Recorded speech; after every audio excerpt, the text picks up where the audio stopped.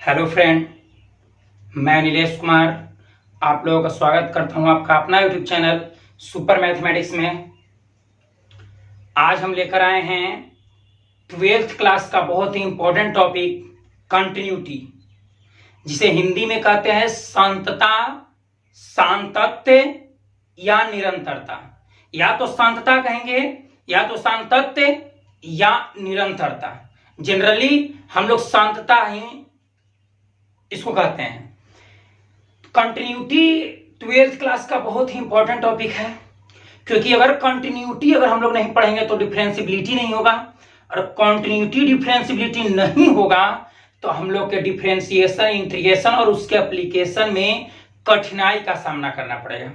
इस चलते सबसे पहले हम लोग कंटिन्यूटी का अध्ययन करते हैं, और कंटिन्यूटी के वीडियो को, इसके थ्योरी के वीडियो को हम लोग पार्ट बाय पार्ट करके अपलोड करेंगे, और अच्छा कॉन्सेप्ट के लिए आप लोग सभी पार्टों को अच्छी तरह से देखें, फुल्ली समझ में आएगा।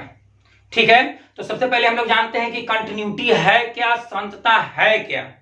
ठीक है, तो कहता है कि यदि कोई फलन अपने प्रांत, इसको हम लोग अंग्रेजी में कहते हैं डोमेन, प्रांत और परिसर, मतलब डोमेन और रेंज निकालने के लिए हम एक अलग वीडियो अपलोड कर देंगे। यहां पर केवल हम कंटिन्यूटी का जिक्र कर रहे हैं। ठीक है, तो कहता है कि यदि कोई फलन अपने प्रांत के प्रत्येक बिंदु पर लगातार हो, कॉन्टिन्यूअस हो, अर्थात कहीं ब्रेक या जंप न करे, तो वैसे फलन को संतत फलन कहते हैं, कॉन्टिन्यूअस फंक्शन कहते हैं। फिर से एक बार इसको समझते हैं। यदि कोई फलन अपने प्रांत के प्रत्येक बिंदु पर, यदि कोई फलन अपने प्रांत के प्रत्येक बिंदु पर कॉन्टिन्यूअस हो, लगातार हो, तो वैसे फलन को कॉन्टिन्यूअस फंक्शन कहते हैं, जिसका आलेख न तो कहीं जंप करता है और न ही कहीं ब्रेक या रुकावट करता है, ब्रेक करता है। ठीक है, आशा करते हैं कि समझ में आ रहा होगा। कंटिन्यूटी, संतता, यदि कोई फलन अपने प्रांत के प्रत्येक बिंदु पर कॉन्टिन्यूअस हो, लगातार हो, उसके आलेख में न कहीं जंप हो और न कहीं ब्रेक हो, तो ऐसे फंक्शन को कॉन्टिन्यूअस फंक्शन कहते हैं। अन्यथा डिसकंटिन्यूअस, कंटिन्यूटी में दो गो टर्म बार बार यूज होगा, एक कंटिन्यूअस, एक दूसरा डिसकंटिन्यूअस। पहला संतत और दूसरा असंतत। कॉन्टिन्यूअस को हिंदी में कहते हैं संतत, और डिसकंटिन्यूअस को हिंदी में क्या कहते हैं, असंतत। ठीक है, तो सबसे पहले हम लोग समझते हैं कि इसमें जंप या ब्रेक का मतलब क्या होता है, कैसे कहें कि जंप कर रहा है और कैसे कहें कि ब्रेक हो रहा है। ठीक है, कंटिन्यूटी कहता है, संतत फलन कहता है कि वैसे फलन जो अपने प्रांत के प्रत्येक बिंदु पर कॉन्टिन्यूअस हो, लगातार हो। कॉन्टिन्यूअस के मतलब एकदम कंटिन्यू, कहीं पर ब्रेक नहीं हो, कहीं पर जंप नहीं हो, तो ऐसे फलन को संतत फलन कहा जाता है। ठीक है, अब समझते हैं कि कैसे ब्रेक नहीं होगा, कैसे जंप नहीं होगा। ठीक है, जैसे मान लिया जाए कि किसी फलन का आलेख इस तरह से है, किसी फलन का, जैसे मान लिया जाए इस तरह से है कोई आलेख, यहां पर पॉइंट ए है, ये पॉइंट बी है। अगर हमको पॉइंट ए से पॉइंट बी तक जाने में कहीं पर कलम नहीं उठाना पड़े, एक और हम बनाते हैं इधर, एक्स हो गया x dash, y y dash, origin point हो गया मूल बिंदु, ऑरिजिन पॉइंट, वाई हो गया और वाई डैश। ठीक है, समझते हैं हम लोग।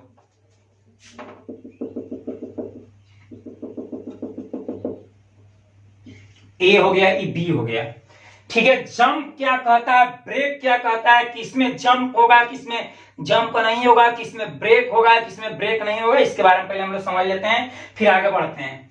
अगर हमको इस आलेख में ए से बी तक जाना होगा, तो हम कलम को बिना, कलम या पेंसिल को बिना उठाए हम जा सकते हैं।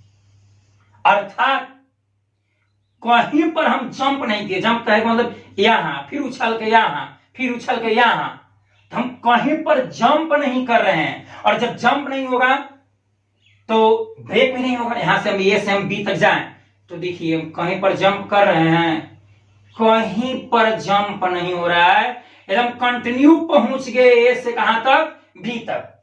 अर्थात ये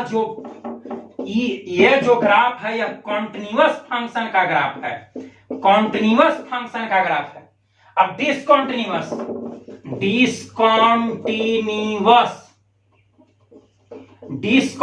फंक्शन, इसलिए कि इसमें ब्रेक या जंप दोनों होगा। अर्थात संतत में कह सकते हैं कि वैसे फलन जो अपने प्रांत के प्रत्येक बिंदु पर लगातार हो, कॉन्टिन्यूअस हो, जंप नहीं करे, ब्रेक नहीं करे, तो वैसे फलन को संतत फलन कहते हैं। और इसी को उलट दें कि वैसे फलन जो अपने प्रांत के प्रत्येक बिंदु पर कंटिन्यूअस न हो, अर्थात जंप करे या ब्रेक हो उसके आलेख में, तो वैसे फलन को असंतत फलन कहते हैं। जैसे यहां पर समझते हैं, यहां पर ये बिंदु है, यहां पर बी है, अगर हमको ए से बी तक जाना होगा तो यहां ऐसे अब जंप करेंगे, यहां तो जंप हुआ तो ब्रेक हो गया, फिर यहां से यहां जाना होगा तो यहां जंप किए। जंप यानी पेंसिल उठ रहा है ना, कलम या पेंसिल का नीब अगर उठे तो हम समझें कि जंप हो रहा है, ब्रेक हो रहा है। यहां से यहां ऐसे, फिर जंप किए यहां, फिर जंप किए यहां, फिर जंप किए यहां, फिर जंप कर रहे यहां, इस तरह से जंप हो रहा है। तो अगर किसी फलन के आलेख में अगर जंप या ब्रेक हो तो डिसकंटिन्यूअस, और जंप या ब्रेक न हो तो वैसे फलन को कंटिन्यूअस फंक्शन कहते हैं। इसको एक तरह से और समझते हैं हम लोग, कॉन्टिन्यूअस और डिसकॉन्टिन्यूअस। कंटिन्यूटी में दो टर्म बार बार यूज होगा, संतत और असंतत, संतत फलन और असंतत फलन। जैसे मान लिए इस तरह से ये एक्स हो गया, ये एक्स डैश है, ये वाई हो गया, और ये वाई डैश है, और ये ऑरिजिन पॉइंट ओ हो गया। ठीक है, अगर हम इधर से ऐसे खींच दिए, ठीक है, मान लिए कि दो पर है, यहां पर यहां हो गया 1, ये तो 0 होगा, अभी 0 ये 1 ये 2। अगर हम LHS से चले, इधर से लेफ्ट हैंड से, लेफ्ट हैंड और ये राइट हैंड, अगर हम लेफ्ट हैंड से चले तो इसका हाइट कितना है, 2, 0 पर, 0 पॉइंट पर, 0 पॉइंट पर LHS से इसका हाइट है कितना, 2, और RHS से इसका हाइट है कितना, 2। LHS से भी है 2 और RHS से भी है कितना, 2 ही है। अर्थात LHS और RHS समान है। तो यहाँ पे LHS नहीं आएगा, LHL और RHL आएगा, आगे हम चर्चा करते हैं। तब अगर हम इधर से भी चले तो कहीं पर हम जंप या ब्रेक नहीं हो रहा है, कहीं पर जंप या ब्रेक हुआ नहीं हुआ, तो ऐसे फंक्शन अर्थात जिसका LHL और RHL इधर से भी हम उतने हाइट पर जा रहे हैं और इधर से भी हम उतने हाइट पर जा रहे हैं, तो यह जो आलेख हुआ यह कॉन्टिन्यूअस फंक्शन का आलेख हुआ। लेकिन यही अगर कहता इस तरह से रहता, जैसे हम समझते हैं, फिर इसको समझते हैं, एक्स हो गया, एक्स डैश, वाई हो गया, वाई डैश हो गया, ये ऑरिजिन पॉइंट ओ हो गया। अगर यहां पर यहां इसको मान लेते हैं 1, इसको मान लेते हैं 2, इसको मान लेते हैं 3, इसको मान लेते हैं 4। हम इधर से चले तो 2 पर पहुंचे, ठीक है। अगर हम इधर से चलते हैं तो 3 पर पहुंचते हैं। हम इधर से लेफ्ट तरफ से हम चलते हैं और ये हो गया राइट। अगर हम लेफ्ट तरफ से चलते हैं तो पॉइंट 0 पर, 0 बिंदु पर इसका हाइट है 2। RHS से चलते हैं तो इसका हाइट है 3। अर्थात LHL और RHL इक्वल नहीं है। LHS मतलब दोनों, LHS से इसका हाइट और RHS से यानी कि बाएं तरफ से और दाएं तरफ से दोनों हाइट सेम नहीं है। तो अगर इसका आलेख अगर खींचते हैं तो जंप करेगा, एक कलम से यहां तो नहीं जा सकते हैं, यहां अब यहां से उछलेंगे तो यहां होगा, अर्थात जंप हो रहा है, ब्रेक हो रहा है। तो ऐसे आलेख को डिसकंटिन्यूअस ग्राफ कहते हैं और यह डिसकंटिन्यूअस फंक्शन का आलेख होता है। अगर कंटिन्यूअस फंक्शन का आलेख होगा तो उसमें न तो कहीं जंप होगा और न ही कहीं ब्रेक होगा। अगर डिसकंटिन्यूअस का होगा तो उसका आलेख में हमेशा मतलब ब्रेक होगा, कहीं ना कहीं ब्रेक होगा, कहीं ना कहीं जंप करेगा, तो ऐसे फंक्शन को डिसकंटिन्यूअस कहेंगे। अगर जंप या ब्रेक ना हुआ तो ऐसे फंक्शन को कंटिन्यूअस फंक्शन कहते हैं। अब कंटिन्यूअस और डिसकंटिन्यूअस में एक आता है एलएचएल और आरएचएल, लेफ्ट हैंड लिमिट और राइट हैंड लिमिट। इसके बारे में थोड़ा सा हम लोग चर्चा करते हैं। मान लिया जाए कि यह कोई संख्या रेखा है, x हो गया, इधर हो गया x डैश, इसका ओरिजिन पॉइंट कोई a है, मूल बिंदु a है। तो जब मूल बिंदु a है तो इसके आगे भी कुछ बिंदु होगा, तो उसको हम लोग कहेंगे a प्लस, और इससे छोटा मतलब इससे पीछे जो बिंदु होगा उसको कहेंगे a माइनस। a से आगे होगा a प्लस, मतलब a से जो बड़ा होगा वो a प्लस, और a के पीछे अर्थात a से जो छोटा होगा उसको कहेंगे a माइनस। अब हम संख्या रेखा पर a पर पहुंचने के लिए दो तरह से चल सकते हैं, एक इधर से भी राइट साइड और एक इधर से भी लेफ्ट साइड से भी। अगर हम इस पर a पर दो तरह से पहुंच सकते हैं, इधर से और इधर से भी। तो इधर से ऐसे आएंगे और इधर से ऐसे पहुंचेंगे। तो अगर हम a पर, यदि a पर राइट साइड से अगर हम पहुंचते हैं, मतलब a पर अगर हम अप्रोच करते हैं from right to left side, तो उसको कहेंगे हम लोग आरएचएल। आरएचएल अगर a पर पहुंचेंगे, a पर अग्रसर होंगे, a की ओर बढ़ेंगे from right to left, right to left मतलब a पर दाहिने तरफ से बाएं तरफ की ओर अग्रसर होंगे, तो वैसे सीमा को कहेंगे आरएचएल। अगर a पर हम अप्रोच करते हैं लेफ्ट साइड से, लेफ्ट साइड से a पर अप्रोच करेंगे, from left to right side approach करेंगे, तो उसको कहेंगे एलएचएल। एलएचएल तो आरएचएल का विस्तार रूप होता है right hand limit. Right hand limit और ये आरएचएल का हुआ, अब एलएचएल का हो जाएगा आर तो राइट और एल तो लेफ्ट हो जाएगा, लेफ्ट हैंड लिमिट। आरएचएल का विस्तार रूप होगा राइट हैंड लिमिट, एलएचएल का होगा लेफ्ट हैंड लिमिट। अब सब के बारे में बारी बारी से समझते हैं। आरएचएल क्या, आरएचएल बराबर क्या होगा, आरएचएल का हिंदी में क्या कहेंगे, तो समझते हैं।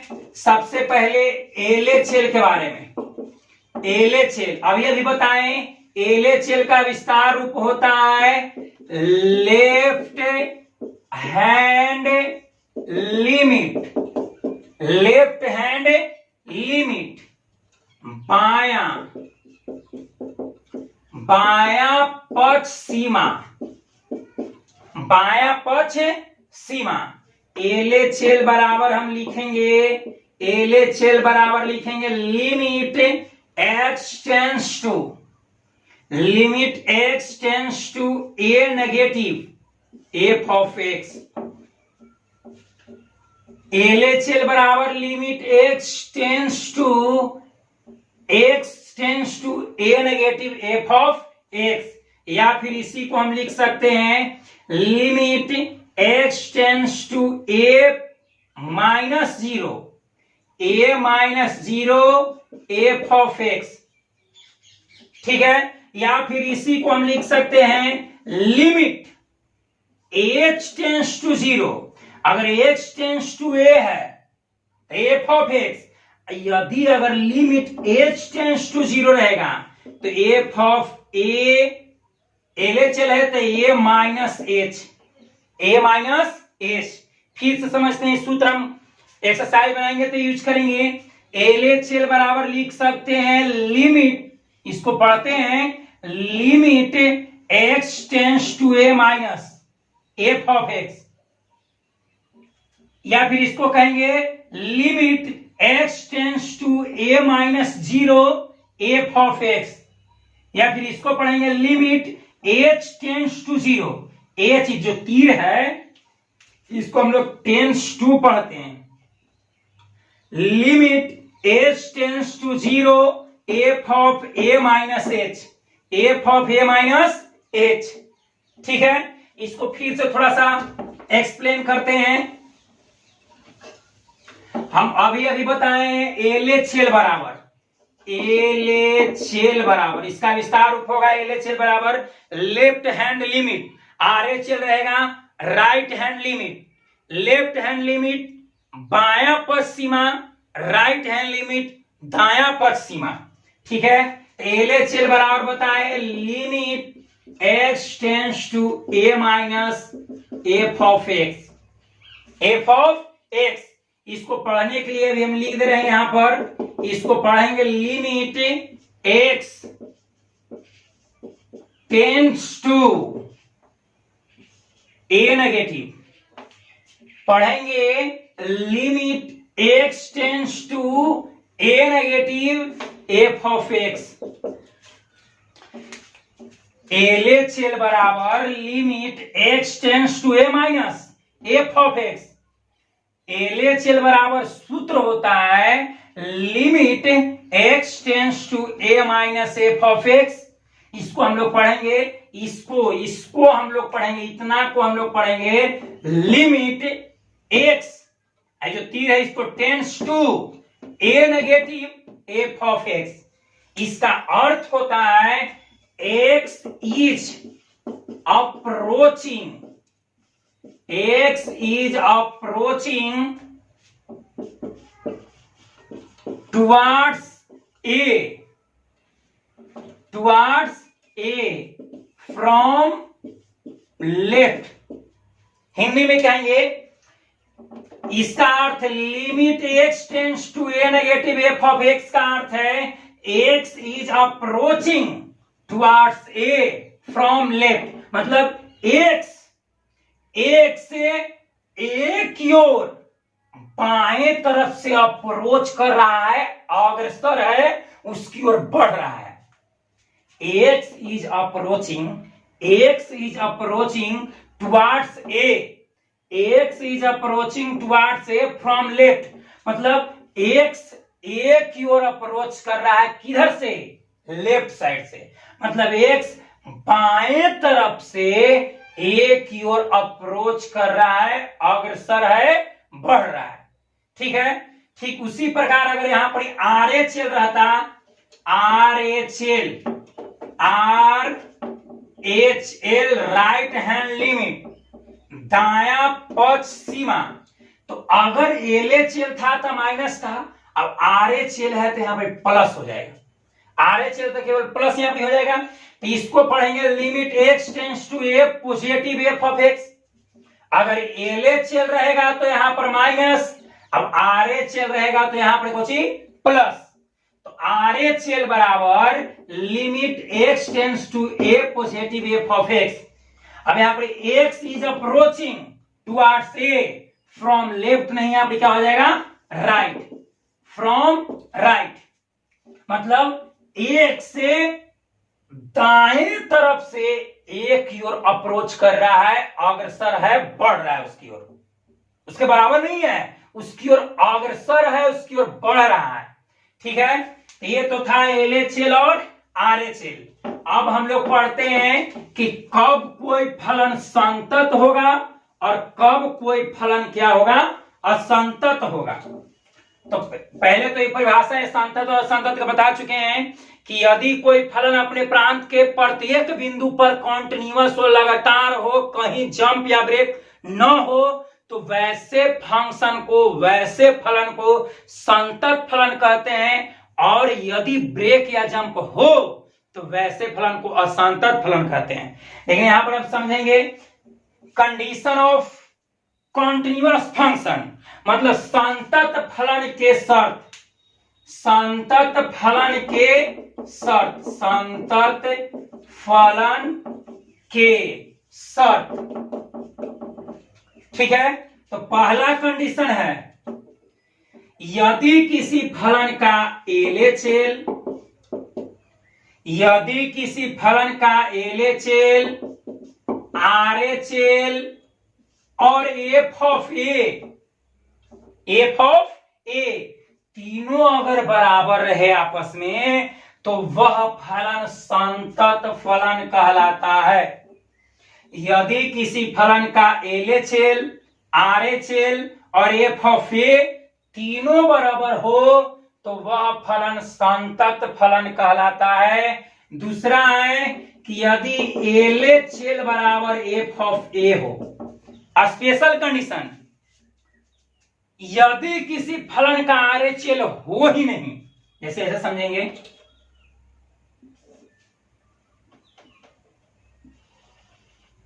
ए हो गया, ये लेफ्ट साइड हो गया, राइट साइड हो ही नहीं, मतलब लेफ्ट हो राइट हो ही नहीं, तो ऐसे कंडीशन में यदि उस फंक्शन का एलएचएल बराबर एफ ऑफ ए, एलएचएल बराबर एफ ऑफ ए हो तब भी वह फलन कॉन्टिन्यूअस फंक्शन होता है।